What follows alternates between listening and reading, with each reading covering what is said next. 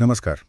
आज हम बात कर रहे हैं सुप्रीम कोर्ट के उस हालिया अंतरिम आदेश की जो वक्फ संशोधन अधिनियम 2025 से जुड़ा है। ये वही कानून है जिस पर काफी बहस हुई थी। जी हाँ, और काफी विरोध भी देखने को मिला था। बिल्कुल। हमारे पास इस पर कुछ कानूनी समाचार लेख हैं, विश्लेषण हैं, कोर्ट के अपनी टिप्पणियां हैं और हाँ, अलग अलग पक्षों की प्रतिक्रियाएं भी। तो आज हम क्या करने वाले हैं, हम समझने की कोशिश करेंगे कि आखिर सुप्रीम कोर्ट ने पूरे कानून पर रोक क्यों नहीं लगाई, हाँ। लेकिन कुछ खास हिस्सों को फिलहाल क्यों रोक दिया है। मतलब इसका असली मतलब क्या है। चलिए इस गुत्थी को थोड़ा सुलझाते हैं। हाँ, और देखिए, ये समझना जरूरी है कि अदालतें ना आमतौर पर किसी कानून को पहली नजर में संवैधानिक ही मानती हैं। वो दखल तभी देती हैं जब मामला वाकई असाधारण हो। अच्छा। इस मामले में कानून के कुछ प्रावधानों पर गंभीर संवैधानिक सवाल उठाए गए थे, इसीलिए कोर्ट को दखल देना पड़ा, वो भी अंतरिम तौर पर। ठीक है, तो मतलब जैसा आपने कहा, पूरे एक्ट पर रोक नहीं है, लेकिन कुछ हिस्से हैं जिन पर कह सकते हैं फिलहाल ब्रेक लगा दिया गया है। बिल्कुल। जब तक कि याचिकाओं पर फाइनल फैसला नहीं आ जाता। तो वो कौन से हिस्से हैं और कोर्ट ने इन्हें रोका क्यों, ये अहम है। हाँ बिल्कुल। देखिए, सबसे अहम है वो प्रावधान जो कलेक्टर की शक्तियों से जुड़ा था, सेक्शन 3C4। हाँ। इस कानून ने कलेक्टर को वक्फ संपत्ति के जो विवाद होते हैं उनमें एक तरह से अंतिम फैसला सुनाने का अधिकार दे दिया था। अच्छा, मतलब जज की तरह। हाँ, कुछ वैसा ही।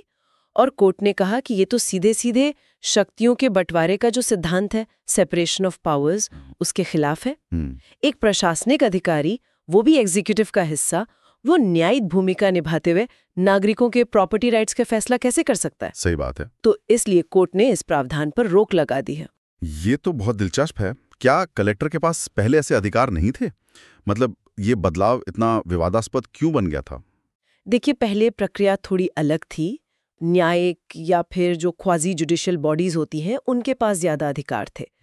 ये बदलाव विवादास्पद इसलिए हुआ क्योंकि इससे शक्तियों का जो संतुलन है वो बिगड़ने का डर था। और कलेक्टर के फैसलों में आप कह सकती हैं मनमानी की आशंका भी जताई जा रही थी। समझ गया। और कौन से प्रावधान रोके गए हैं? हाँ, दूसरा अहम प्रावधान जिसे रोका गया है वो वक्फ बनाने वाले यानी वाकिफ की योग्यता से जुड़ा है, सेक्शन 3R। अच्छा, उसमें क्या था? कानून में एक शर्त रखी गई थी कि वाकिफ को ये साबित करना होगा कि वो कम से कम 5 साल से इस्लाम का पालन कर रहा है। 5 साल से? ये कैसे साबित होगा? यही तो सवाल है। कोर्ट को भी लगा कि ये शर्त मनमाने ढंग से लागू हो सकती है। कौन तय करेगा, कैसे तय करेगा, इसके लिए कोई साफ नियम तो है नहीं। तो जब तक स्पष्ट नियम नहीं बन जाते, कोर्ट ने कहा कि इस पे भी रोक रहेगी। ठीक है। और तीसरा? और तीसरा वो सरकारी संपत्ति के निर्धारण से जुड़े प्रावधान थे, सेक्शन 3C2 का परंतुक और 3C3। हाँ। इनमें कुछ ऐसी व्यवस्था थी कि भाई जब तक कोई सरकारी अधिकारी रिपोर्ट न दे तब तक किसी संपत्ति को वक्फ नहीं माना जाएगा। और तो और कलेक्टर के कहने पर रेवेन्यू रिकॉर्ड्स बदले जा सकते थे। ओहो। कोर्ट ने इसे भी रोका और साफ किया कि भाई जब तक फाइनल फैसला नहीं आता, संपत्ति के मालिकाना हक यानी टाइटल पर कोई असर नहीं पड़ना चाहिए। ये तो हुए वो प्रावधान जिन पर रोक लगी है। इनके अलावा क्या कोर्ट ने वक्फ बोर्ड और काउंसिल की बनावट पर भी कुछ कहा है, उनकी संरचना पर? हाँ, कहा है। कोर्ट ने निर्देश दिया है कि जो राज्य वक्फ बोर्ड होंगे उनमें ज्यादा से ज्यादा 3 गैर मुस्लिम सदस्य हो सकते हैं। ठीक है। और जो केंद्रीय वक्फ काउंसिल है उसमें ज्यादा से ज्यादा 4। और साथ ही ये भी जोड़ा कि जहां तक हो सके जो पदेन सदस्य होते हैं, वो सदस्य जो अपने पद की वजह से बोर्ड या काउंसिल में शामिल होते हैं, जिन्हें एक्स ऑफिशियो मेंबर्स कहते हैं, वो मुस्लिम समुदाय से ही होने चाहिए। ये सेक्शन 23 के तहत। अच्छा, एक और सिद्धांत है जिसकी काफी चर्चा हुई थी, वक्फ बाय यूजर। इस पर कोर्ट का क्या कहना था और ये सिद्धांत है क्या असल में, थोड़ा समझाएंगे? जरूर। देखिए, वक्फ बाय यूजर का मतलब है कि अगर कोई संपत्ति है जिसका बहुत लंबे समय से वक्फ के तौर पर इस्तेमाल हो रहा है, किसी धार्मिक या चैरिटेबल काम के लिए इस्तेमाल हो रहा है, तो उसे वक्फ मान लिया जाता है, भले ही उसका औपचारिक रजिस्ट्रेशन न हुआ हो। तो कोर्ट ने इस पर टिप्पणी करते हुए कहा कि अगर सरकार को यानी विधायिका को लगता है कि इस सिद्धांत की वजह से सरकारी संपत्तियों पर अतिक्रमण हुआ है, हाँ, ये एक बड़ा आरोप था। बिल्कुल, और सरकार इसे भविष्य के लिए खत्म करना चाहती है ताकि आगे ऐसा न हो, तो ऐसा करना पहली नजर में मनमाना नहीं कहा जा सकता।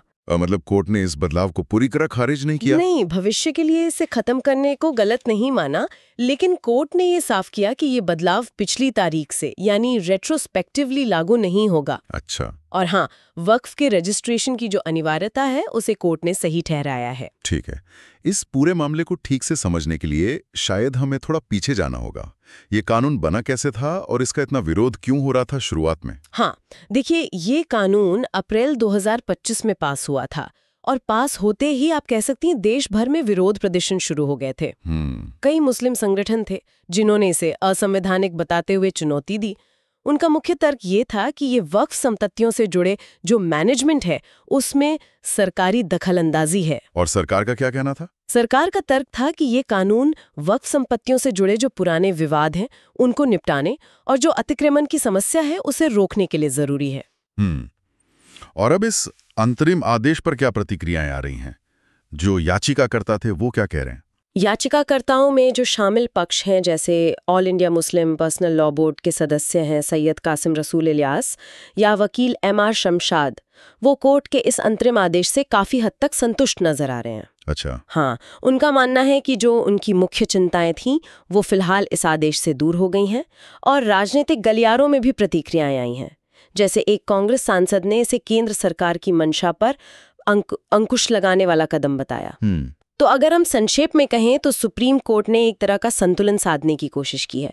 एक तरफ कानून की संवैधानिकता का जो अनुमान होता है उसे बनाए रखा है, वहीं दूसरी तरफ उन प्रावधानों पर अस्थायी रोक लगा दी है जो पहली नजर में या तो मनमाने लग रहे थे या फिर संवैधानिक सिद्धांतों जैसे शक्तियों के पृथक्करण का उल्लंघन करते दिख रहे थे। ये देखना काफी दिलचस्प होता है कि कैसे अदालतें अक्सर विधायिका के इरादे और जो हमारा मौलिक संवैधानिक ढांचा है उसके बीच इस तरह की रस्साकशी में एक मध्यस्थ की भूमिका निभाती हैं, खासकर जब अल्पसंख्यक अधिकारों से जुड़े कानून हो। सही कहा। पर याद रखना होगा ये अंतरिम आदेश है, फाइनल फैसला अभी आना बाकी है। बिल्कुल। और ये मामला वाकई सोचने के लिए एक अहम सवाल छोड़ जाता है कि समाज की कुछ समस्याएं हैं, जैसे मान लीजिए अतिक्रमण, उनको हल करने के लिए सरकारें कानून बनाती हैं। हाँ, तो उन कानूनों और हमारे जो संवैधानिक सिद्धांत हैं, जैसे शक्तियों का पृथक्करण हुआ या फिर अल्पसंख्यक समुदायों के अधिकार हुए, इनके बीच वो सही संतुलन, वो फाइन बैलेंस कैसे स्थापित किया जा सकता है? बिल्कुल सही सवाल है। इस पर वाकई विचार करने की जरूरत है।